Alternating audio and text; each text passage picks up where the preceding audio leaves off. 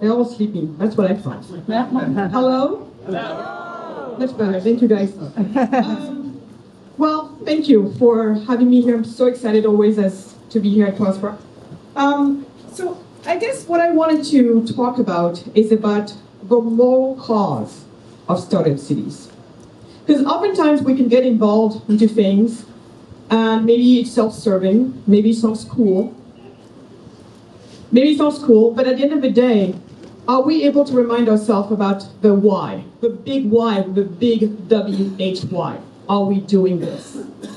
And it better be something bigger than ourselves. For me, these startup cities, I stake the future of people like me, of my people, on these ideas. So this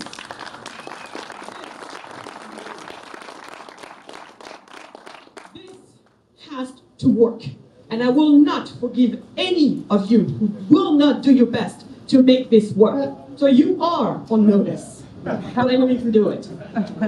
Now, we have a failure mode and we have a success mode. Failure mode will happen if the world sees this as, oh, these startup cities are just a cool place for the elites of the world, for the most part, Western elites of the world, to escape to. Sometimes go do crazy things, who knows, but just the elites of the world to go do to escape. If that's the lasting vision of this, we will fail, as we should. But if we want to be on success mode, we must gain the moral high ground, period. And the only way we're going to gain it is by establishing the very simple and true fact that these startup cities are indeed the best fighting chance that the most vulnerable among us have. And I would actually argue that any of us has. We have to make sure that 8 billion people, meaning all of us, have to get into a state of prosperity. If that doesn't happen, I don't care why you're doing this, in my book, you have failed. So let that be very clear.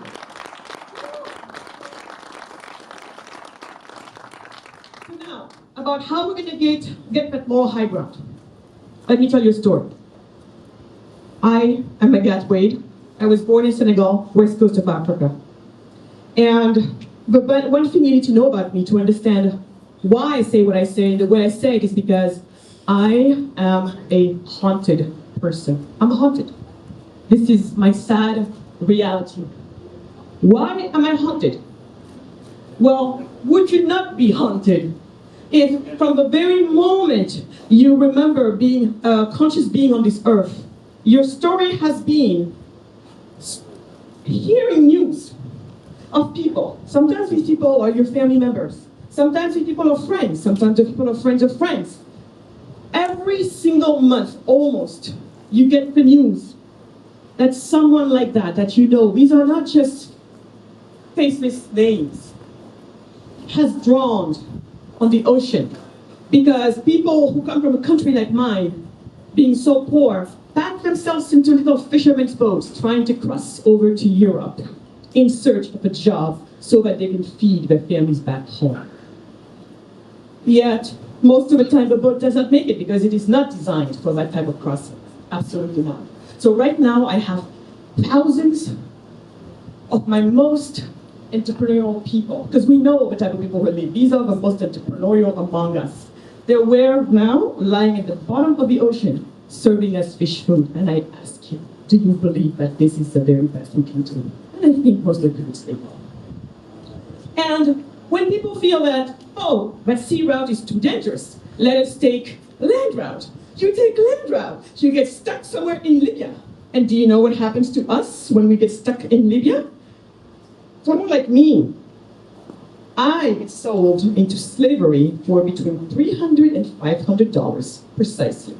It took for CNN to talk about this so the rest of the world to catch up on it, because before that they thought we were all crazy. But I belong to a WhatsApp group where literally we are there buying the freedom back of our brothers and sisters who got caught in Libya on their way to a journey to Europe to get a better life. And when that's too scary, they say, let's take air route. And then there, somebody thought it would be a good idea to hide the landing gear of a plane. And then somewhere above, England, a body drops. Or you open the cargo section of the plane, and there is a frozen body, because somebody thought it would be a good idea to hide there. Wouldn't you be haunted if that too was your stories? I think you would.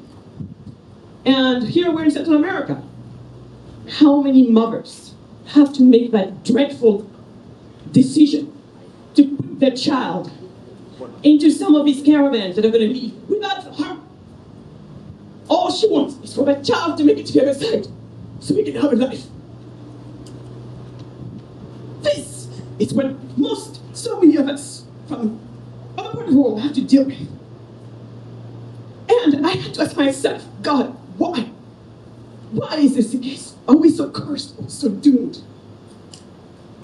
And so when my family moved, so I had to go through the same fate, not those type of moving across. But what happened is, around age 2, my family decided to do what so many African families before them did and continues to do to this day. They left me behind.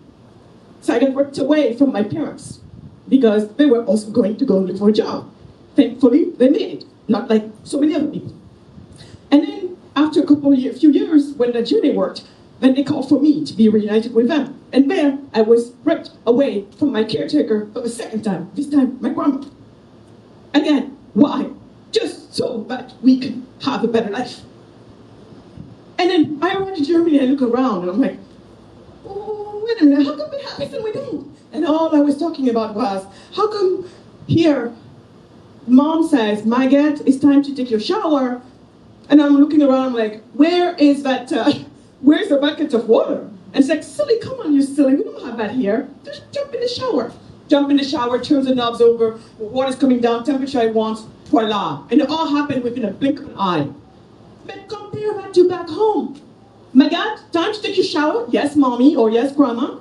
It means 45 minutes later only can the water touch my skin. Why? Because grandma had to get a stove going of coal.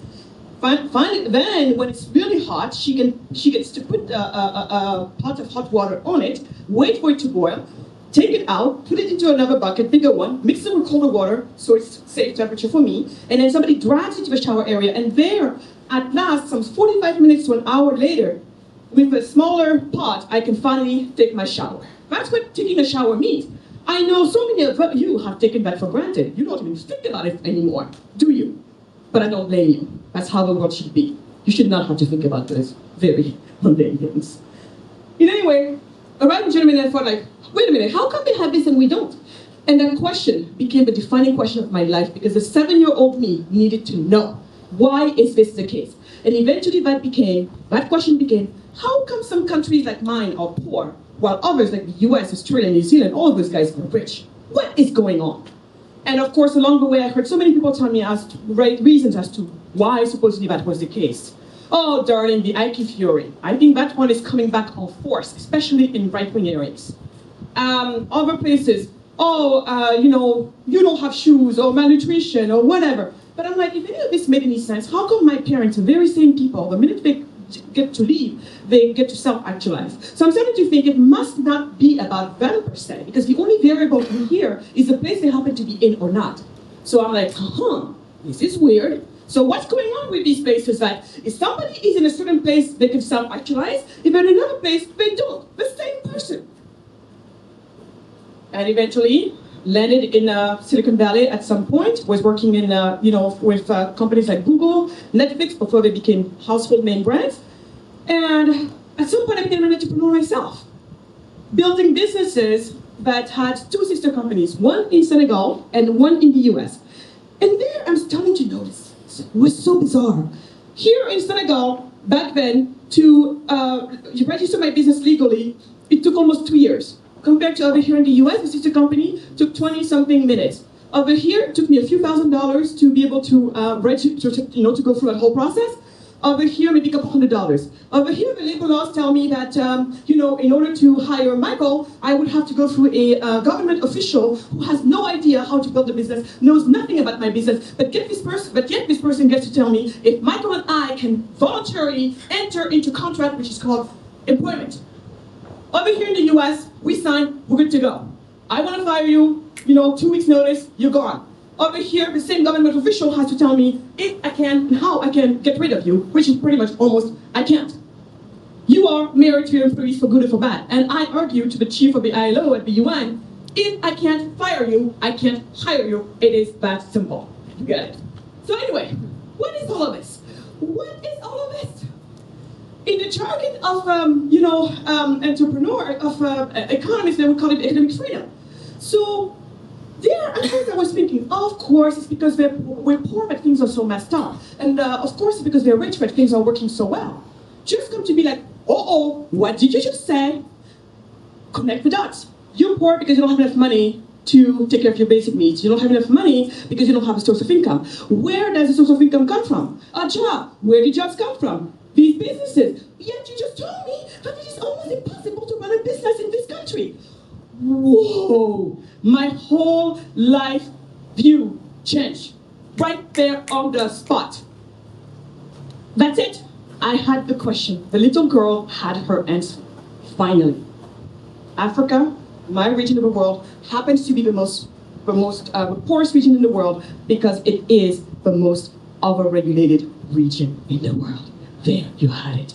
Woo.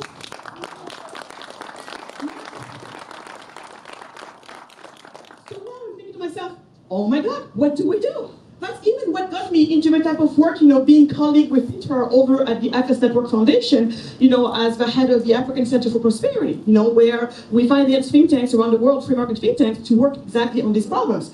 But as you can imagine, our partners are doing amazing work, working on reforms and piecemeal legislations of all sorts to take down these barriers of entry for entrepreneurs, aka wealth creators. That's the other thing. When people think of poverty, what's the solution to poverty? It's prosperity. It is not poverty alleviation. Like, this idea I should be just happy, being a little bit less poor. Thank you very much. Are you freaking kidding me? No, I don't think so. So, poverty is solved by prosperity. Prosperity built by entrepreneurs. Entrepreneurs need an enabling business environment. Done. And so, I'm thinking to myself, piecemeal legislation, fine. Reforms, fine. But I can't afford the time that takes. Because every single year, hundreds of millions of new, young Africans are entering the job market. We have to create those jobs as quickly as we can. Otherwise, we have a ticking bomb on our hands. Did you know that Africa is the youngest region in the world? Average age is 19 years old, 19.